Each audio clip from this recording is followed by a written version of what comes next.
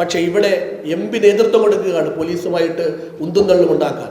ആ ഉന്തിലും തള്ളിലും DYSP പോലുള്ള ഉയർന്ന പോലീസ് ഉദ്യോഗസ്ഥരോട് അപമര്യാദയായിട്ട് പെരുമാറുകയാണ്. അതിൻ്റെ ഭാഗമായിട്ട് അവിടെ ഉണ്ടായ സംഘർഷത്തിൽ അദ്ദേഹത്തിന് പരിക്ക് പറ്റുന്നു. അത് പിന്നീട് വലിയ രൂപത്തിൽ ഒരു MP-ക്ക് പരിക്ക് പറ്റിയെന്ന MP-യെ ആക്രമിച്ചു എന്ന കള്ളക്കഥയായി നാട്ടിലാകെ പ്രചരിപ്പിക്കുകയാണ്. നമ്മുടെ ജില്ലയുടെ ചരിത്രത്തിൽ ഇതുപോലെ രാഷ്ട്രീയ നാടകങ്ങൾ കണ്ടിട്ടുള്ള ശീലം നമുക്കില്ല. നേർക്കുനേരെയുള്ള രാഷ്ട്രീയ പ്രവർത്തനത്തിൻ്റെ വേദിയാണ് കോഴിക്കോട്. അതാണ് കോഴിക്കോടിൻ്റെ ശീലം. രാഷ്ട്രീയമായിട്ട് അഭിപ്രായ വ്യത്യാസങ്ങൾ ഉണ്ടാവാറുണ്ട്, അഭിപ്രായ വ്യത്യാസങ്ങൾ പ്രകടിപ്പിക്കാറുണ്ട്, പ്രതിഷേധ പ്രകടനങ്ങൾ ഉണ്ടാവാറുണ്ട്. പക്ഷേ ആസൂത്രിതമായി രാഷ്ട്രീയ നാടകം കളിക്കാൻ വേണ്ടി ഒരു ജനപ്രതിനിധിന് നേതൃത്വം കൊടുക്കുന്ന കാഴ്ച നമ്മുടെ ജില്ലയെ സംബന്ധിച്ച് ആദ്യത്തേതാണ്.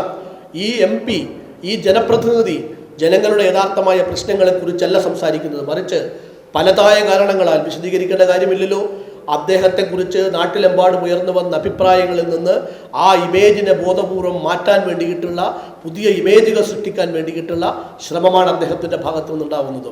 വലിയ പ്രശ്നങ്ങൾ ഒരു ജനപ്രതിനിധിയെക്കുറിച്ച്, MLA-യെക്കുറിച്ച്, കൂട്ടാളിയായ MP-യെക്കുറിച്ചെല്ലാമുള്ള ഒരുപാട് വാർത്തകൾ നാട്ടിൽ പ്രചരിച്ചു. ആ പ്രചരണങ്ങളിൽ നിന്നൊക്കെ ഒളിച്ചോടാൻ വേണ്ടിയിട്ടുള്ള, ഞങ്ങളെ പോലീസ് ആക്രമിക്കുന്നു എന്ന കള്ളക്കഥ ഉണ്ടാക്കാൻ വേണ്ടിയിട്ടുള്ള ബോധപൂർവമായ ശ്രമം, ഇതൊന്നും കോഴിക്കോടും വടകരയും പേരാമ്പ്രയും ഒന്നും അംഗീകരിക്കാൻ പോകുന്നില്ല. ജനങ്ങൾക്ക് ഈ കാര്യങ്ങളെക്കുറിച്ചെല്ലാം നല്ല ബോധ്യമുണ്ട്. പുതിയ കാലത്തെല്ലാം ജനങ്ങൾ നന്നായി മനസ്സിലാക്കുന്നുണ്ട്, അറിയുന്നുണ്ട്. പാലക്കാട് കളിച്ച നാടകം കളിക്കാനുള്ള വേദിയല്ല ഷാഫിക്ക് കോഴിക്കോടെന്ന് അദ്ദേഹം മനസ്സിലാക്കുന്നത് നല്ലത്. ആ രാഷ്ട്രീയമല്ല, ആ നാടക രാഷ്ട്രീയത്തെ ജനങ്ങൾ തീർച്ചയായിട്ടും തള്ളിക്കളയും എന്നുള്ളതാണ് സൂചിപ്പിക്കാനുള്ളത്.